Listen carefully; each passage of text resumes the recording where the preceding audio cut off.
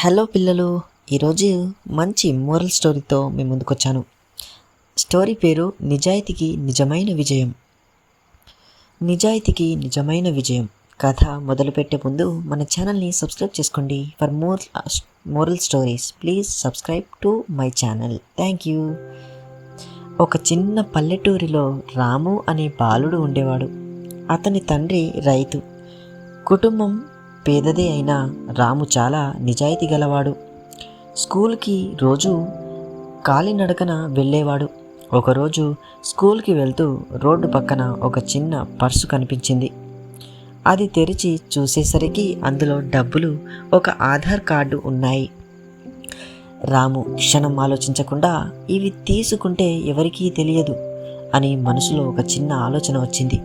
కానీ వెంటనే తండ్రి చెప్పిన మాట గుర్తొచ్చింది. అదే, నిజాయితీ మనిషిని పెద్దదిగా చేస్తుంది. వెంటనే రాము స్కూల్కి వెళ్లకుండా ఆ పర్సులో ఉన్న చిరునామాకు వెళ్ళాడు.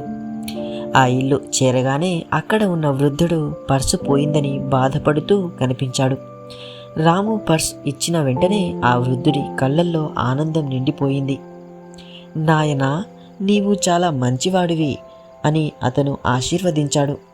డబ్బు ఇవ్వాలని ప్రయత్నించాడు, కానీ రాము తీసుకోలేదు. ఈ విషయం గ్రామమంతా తెలిసింది.